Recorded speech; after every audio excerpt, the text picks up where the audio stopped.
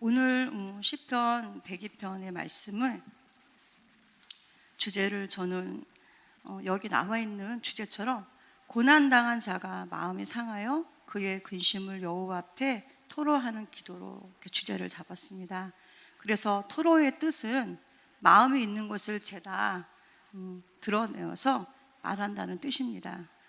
그래서 오늘 저는 시편 102편의 시인은 말씀의 주제처럼 하나님을 찬양하기 전에 자신의 처한 상황에 대해 설명하고 있습니다. 그래서 저는 오늘 여기 102편, 시편 102편 1절부터 11절의 말씀의 문단을 세 문단으로 나누어 보았습니다. 그래서 첫 문단은 1절과 2절, 내 기도에 응답하소서. 그 다음에 둘째 문단은 3절부터 7절, 시인이 당하는 고통. 그리고 셋째 문단은 8절부터 11절, 그래서 고통의 원인이 원수들과 하나님에 있다라는 말씀으로 이렇게 문단을 잡아보았습니다. 그리고 102편의 그 시인은 미상으로 나와 있고요. 이 102편의 시대적인 배경은 이스라엘 백성들이 바벨론 포로로 잡혀가 있던 70년 기간 동안에 하나님께서 이스라엘 백성들에게 침묵하시고 하나님을 불러보아도 말씀도 응답도 없어 소망이 끊어진 그런 이스라엘 백성들, 또 자신의 고통을 토설하는 시입니다. 그래서 제가 이 시편 장르에 대해서 잠깐 알아봤는데요. 시편 장르는 찬양시, 감사시, 탄식시, 교훈시가 있는데 그 중에 102편, 이 시편은 탄식시로 고난 중에 하나님 앞에 탄식하며 지은 노랫말입니다. 그래서 보통 탄식시는 다음과 같은 구조를 가지고 있습니다. 첫째, 여호와를 부르죠. 하나님의 이름으로 부릅니다. 둘째는 고난을 묘사하는데 지금의 자기가 받고 있는 고난을 하나님 앞에 고백하고 있습니다. 또 셋째, 또 구원을 요청합니다. 하나님이 구원해 달라는 적극적인 고백을 하고, 넷째는 하나님에 대한 또 신뢰와 확신으로 마무리를 짓습니다. 그래서 저는 시편 1절부터 2절 말씀을 보시겠는데요. 여호와여 내 기도를 들으시고 나의 부르짖음을 주께 상달하게 하셔서 나의 괴로운 날에 주의 얼굴 내게서 숨기지 마소서. 주의 길을 내게 기울이사 내게 부르짖는 날에 속히 내게 응답하소서라고 이렇게 말을 하고 있는데요. 여기서 시인은 마음이 너무 많이 상해 있고 또 극심한 고통을 탄식과 하소연으로 하나님 여호와를 부르고 그분의 응답을 간절히 간구하고 있습니다. 그러면서 내가 고난 받을 때 주님의 얼굴을 숨기지 마시고 내게 귀를 기울여 주시고 내게 응답해 달라고 기도하며 간구하고 있습니다. 하나님이 나와 함께 하시면 이 고난이 끝날 것이라는 희망을, 소망을 구하고 있는 것입니다. 또 3절부터 11절은 고난을 묘사하는 부분인데요. 3절부터 7절의 말씀을 이렇게 보면 연기같이 소멸하며 또 뼈가 숯같이 탔고 또 음식을 먹기도 잊었고 또 마음이 풀같이 시들어 버렸고 또 살이 뼈에 붙었고 또 강야의 올빼미 같고 또 황폐해진 곳에 부엉이 같고 또 지붕 위에 또 외로운 참새같이 그 밤을 새우고 있는 그 시인의 그 마음이 이렇게 느껴지는데요. 그래서 3절부터 7절까지는 자신의 육체와 정신이 모두 다 무너져 버릴 정도로 시인이 당하는 고통을 토로하고 있습니다. 그래서 인간이 가장 고통스럽다고 느끼는 것은 불의 몸이 타는 것에 정도로 그렇게 아픈 것을 지금 이 시인은 그것에 비유를 하며 자신의 뼈까지 다 타버렸다고 이야기합니다. 그래서 고통의 배고픔조차도 잊어버려 피골이 상접하여 더 이상 육체의 힘이 남아있지 않다고 말하고 있습니다. 8절부터 11절도 마찬가지로 시인의 고통의 원인이, 이런 고통의 원인이 하나님과 원수들에게 있다고 토로합니다. 그래서 8절과 9절에 원수들의 노골적인 조롱과 또 비방 속에 홀로 고립된 상황 속에 처해 있음을 말하면서 시인은 눈물을 물 삼아 마시고 또 타버린 죄를 먹는 심정으로 주께 고백하고 있습니다. 그런데 이렇게 처절한 고통 속에 지내고 있는 자신의 상황이 모두 하나님이 허락하셨기 때문이라고 토로하고 있습니다. 그래서 10절에 보면은 주의 분노와 진노로 말미암음이라 주께서 나를 들어서 던지셨나이다. 시인은 공공한 이런 현실에 육체적으로 정신적으로 힘이 하나도 없고 홀로 고립되어 외로운 현실에 처한 이 어려움이 모두 다 하나님께서 자신을 향해 분노하셨기 때문이라고 고백을 하고, 그 고난의 도구는 그의 원수들 그리고 그를 비방하는 사람들이라고 말하고 있습니다. 그러면서 자기 자신의 죄 때문이라고 말하고 있습니다. 죄가 뭘까요? 하나님의 말씀을 떠난 죄겠죠. 그래서 하나님께서 그것을 분노하시고, 그러므로 자기가 11절의 말씀처럼 자신이 연기 같고 또 그림자 같고 또 풀에 시들어진 같은 하나님 앞에 교만했기 때문에 풀처럼 시들어가고 있다고 묘사하고 있습니다. 이스라엘 백성들은 나라가 망하기 전에 하나님께서 끊임없이 선지자들을 통하여서 하나님께 돌아오라고 계속해서 말을 했습니다. 그런데도 이스라엘 백성들은 그 말을 무시했고, 결국은 하나님을 떠남으로, 하나님의 말씀의 계명을 지키지 않고 떠남으로 엄청난 전쟁 속에서 포로가 되고, 결국은 이렇게 비참한 삶을 살 수밖에 없는 그런 생활이 되었는데, 이런 가운데 이제 시인도 이와 같은 자기 현실 속에서 자신의 죄를 회개하고 하나님의 얼굴을 뵙기를 간절히 구하고 있습니다. 또한 고난 가운데 하나님을 향한 믿음과 소망을 유지하는 방법도 우리에게 알려주고 있습니다. 하나님의 자녀들에게 고통의 문제가 올 때 우리는 무엇을 해야 하는지, 어떻게 해야 되는지 물을 때가 있습니다. 하지만 시인은 이번 이 말씀을 통하여서 우리가 죄를 짓고 우리가 모든 삶이 무너졌을 때 누구를 찾아야 되는지 알게 하시고, 그러므로 우리를 지으시고 말씀으로 오신 우리의 하나님 아버지가 되시는 그분을 아뢰고, 그래서 그분의 도움을 청해야 함을 여기서 알려주고 있습니다. 창세기 3장 8절 말씀에 보면은 아담과 하와가 선악과를 따먹은 후에 하나님을 피하죠. 그래서 여호와 하나님의 소리를 듣고 여호와의 낯을 피하여 동산 나무에 숨었다고 말씀하고 있습니다. 우리의 인간은 죄를 짓는 순간 하나님의 얼굴을 피합니다. 하지만 인간은 모두 죄인입니다. 어느 누구도 창세기 3장의 영적 문제를 피해갈 수 없습니다. 하지만 하나님께서는 우리를 예수 그리스도를 통하여 이미 우리의 모든 죄를 사하시고 우리를 하나님의 자녀 되게 하심으로 우리의 모든 문제를 다 해결하시고 끝내셨습니다. 그러므로 우리는 그 고난을 허락하신 하나님의 뜻을 깨닫고 믿음으로 그분 앞에 나아가면 되는 것입니다. 그래서 저는 오늘 이 본문 말씀처럼 저도 하나님께서 주의 진노로 말미암아 주께서 나를 들어서 던지셨고, 또 시인과 같이 제 마음도 이렇게 고난을 통하고 고통을 받아 너무 괴로워서 정말 눈물을 물삼아 먹은 적이 있었습니다. 그러면서 하나님의 사랑을 확증하고 제 영적 문제가 무엇인지 알게 되었습니다. 그래서 저는 이번 이 시인의 이 말씀이 저는 너무 깜짝 놀랐어요. 제가 이 말씀을 보는 순간 어떻게 하나님이 이렇게 정확하시지? 어떻게 나의 이런 지금 마음을 이렇게 어떻게 똑같이 이렇게 표현하는 말씀을 나에게 주셨지? 그러면서 다시 이 말씀을 묵상하면서 하나님이 지금 이스라엘 백성을 향하신 그 진노가 재앙이 아니고 하나님의 사랑을 다시 한번 확증시켜 주시고, 다시 하나님의 말씀으로 돌아와서 하나님이 주시는 그 축복을 누리게 하시려고 한다는 것을 다시 한번 깨달으면서 제가 이 말씀이 너무 감사했습니다. 사실은 제가 작년 이제 23년을 마무리하면서 하나님께서 저한테 큰 폭탄을 터뜨려 주셨어요. 제가 너무 영적으로 무지해서 깨어나지 못하니까 하나님께서 저에게 경제적인 문제를 통해 수치를 당하게 하시고 또 부끄러움을 당하게 하셨는데, 그때는 정말 그 문제가 왜 왔는지도 몰랐고 내가 왜 그렇게 또 당해야 되나 하는 생각에 내 마음에서 원망과 불평과, 그리고 계속해서 하나님을 향해 계속해서 하나님께 따지고 묻고, 그러면서 너무도 제 모습이 가련하고 불쌍하고 막 이러면서 한참 막 무너졌던 시간이었는데, 그걸 통해서 하나님께서는 제 안에 있는 영적 문제, 이 흑암을 뽑고 파괴하고 다 무너뜨려 주셨어요.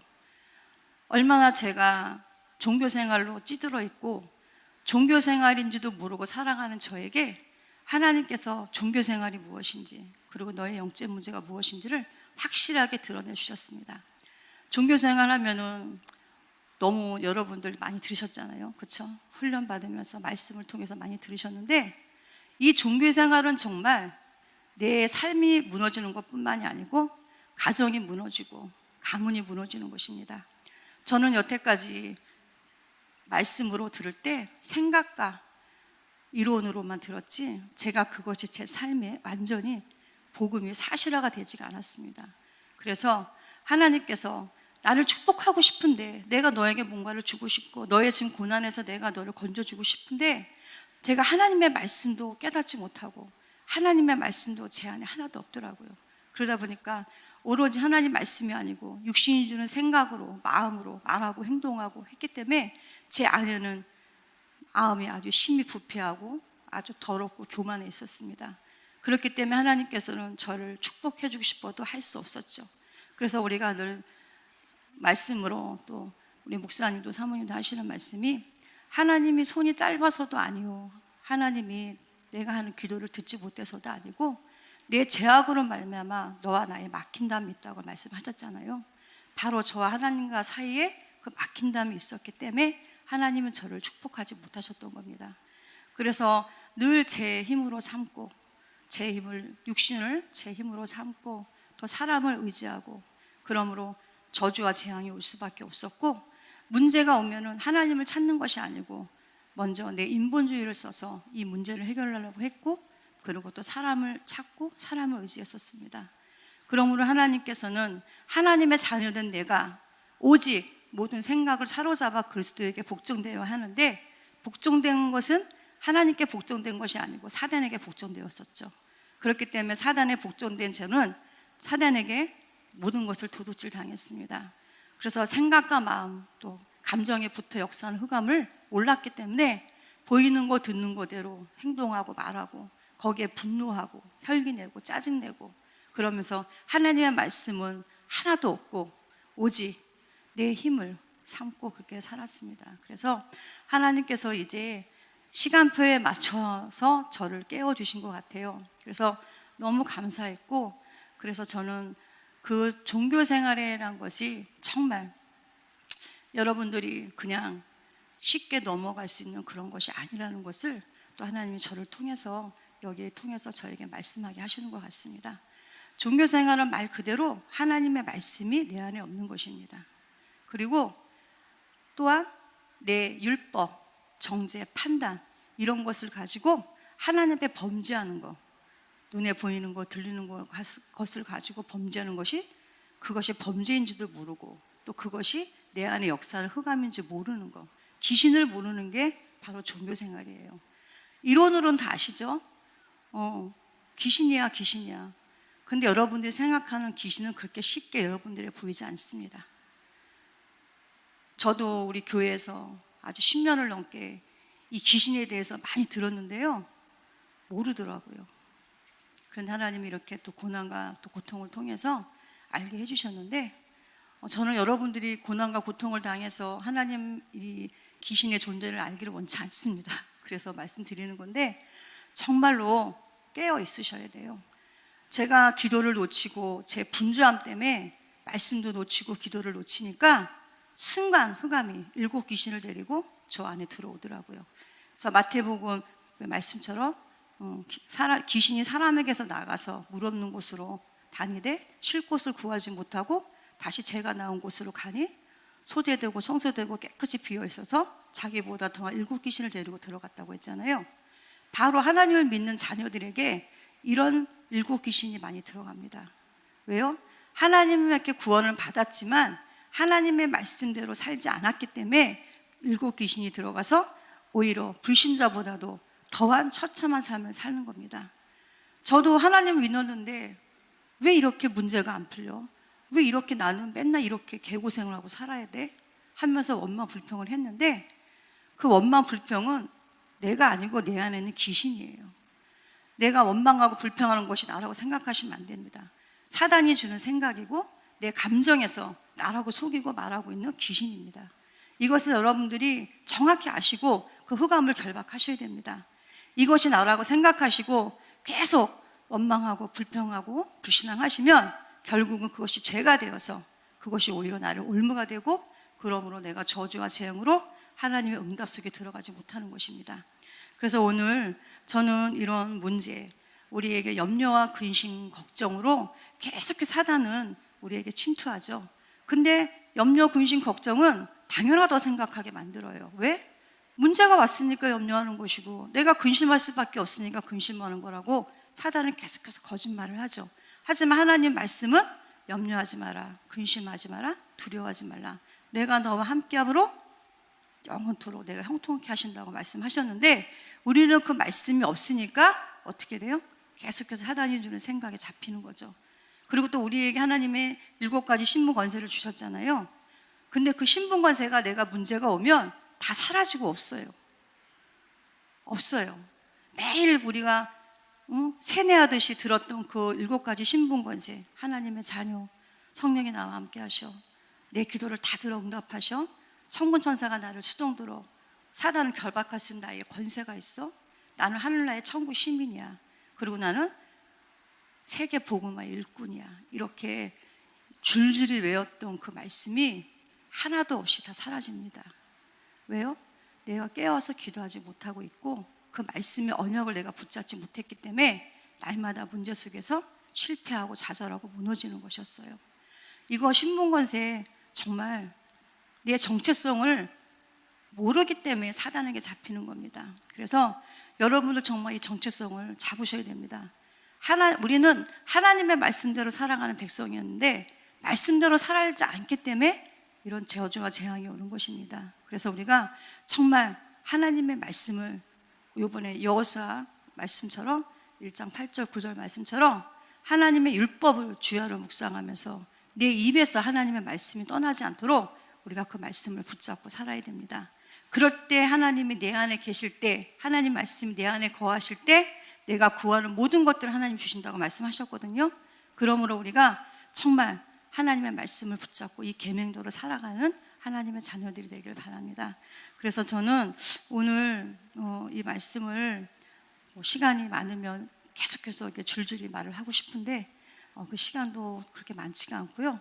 사실 제가 오늘 이 말씀을 준비하면서 엄청 많이 고민을 많이 했어요. 왜냐하면 말할 게 많은데 도대체 뭐를 말해야 되나. 원래 제일 많은 사람들이 변명도 많고 할 말도 많잖아요. 그래서 제가 뭐를 붙잡고 얘기를 해야 되나 했는데 머리가 막 복잡한 거예요. 이렇게 말을 할까 저렇게 말을 할까 했는데 사실 제가 엄청 많이 준비를 했어요. 근데 하나님이 이걸 다 내려놓게 하시고 그냥 성령이 주시는 생각으로 마음으로 말을 하도록 하셨어요. 그래서 제가 오늘 또 이번에 영적 문제를 가지고 싸우면서 하나님께서 하나님 되신 것을 저에게 알게 해주셨어요. 이제 내가 너의 아버지야, 내가 너의 하나님이야. 그러니까 너는 이제 누구를 바라봐야 돼? 나를 바라봐야 돼. 나만 붙잡고 와 라고 하나님이 저에게 이렇게 약속하시고 저에게 반지를 끼워주는 그런 은혜를 제가 입었어요. 그래서 이번에 또 이렇게 영적 문제를 싸우면서 또 감사했던 것은 나를 위해 기도하는 사람들이 너무 많았구나.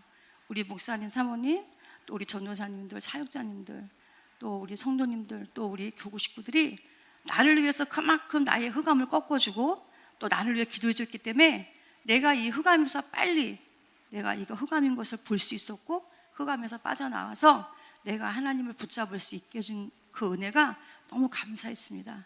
그래서 지금은 예전에는 그냥 사람들이 영적 문제가 보이면 저 사람 저래 이러면서 나도 모르게 율법과 정죄를 가지고 판단을 했는데 지금은 제가 이렇게 내 영적 문제 때문에 힘들어하고 싸우다 보니까 이제는 영적 싸움을 하시는 분들을 보면 내 마음이 그분들의 마음이 되어서 그분들을 위해 기도해 주게 되고 그분들의 흑암을 내가 꺾어주고 있더라고요.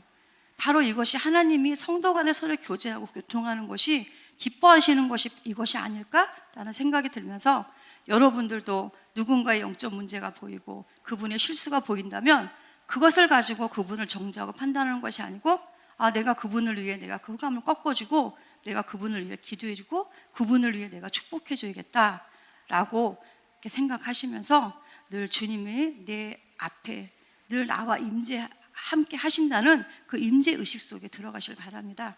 우리가 하나님의 임재의식이 없으면 우리는 당장에 사단에게 잡혀서 사단의 종노릇을 하고 있을 수밖에 없어요. 그래서 늘 깨어 기도하고 근신하라. 너희 대적마귀가 우는 사자와 같이 삼킬 자를 두루 찾아다닌다는 그 말씀처럼 늘 깨어서 기도하셔서 늘 주님이 나와 함께 하신다는 것을 잊지 마시고 늘 기도해 주시기 바랍니다.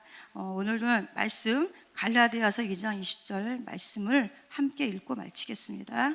갈라디아서 2장 20절 말씀입니다.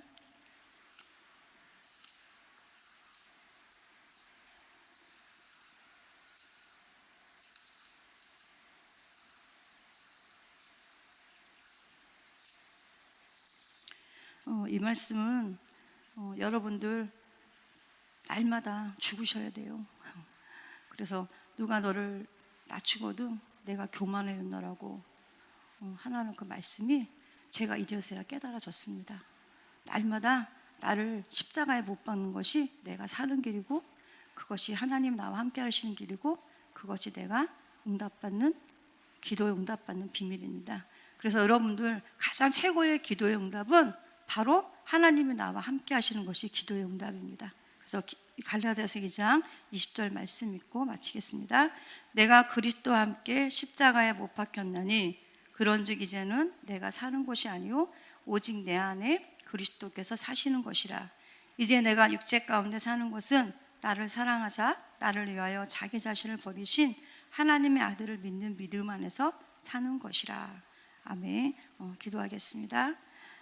하나님, 우리의 삶에 많은 고난과 환난이 있습니다. 그러나 이 모든 문제들을 통해 사람이 떡으로만 사는 것이 아니라 하나님의 말씀으로 살아가는 법을 알게 하시오. 하나님의 말씀과 윤리와 법도를 배우게 하시니 감사합니다.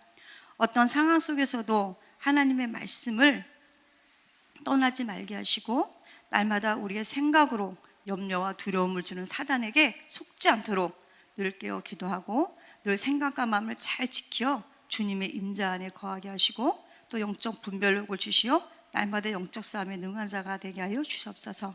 오늘 하루도 주님과 동행하는 임마누엘의 삶이 되게 하여 주시옵소서. 모든 영광 주께 올려드리며 예수님의 이름으로 기도드립니다. 아멘.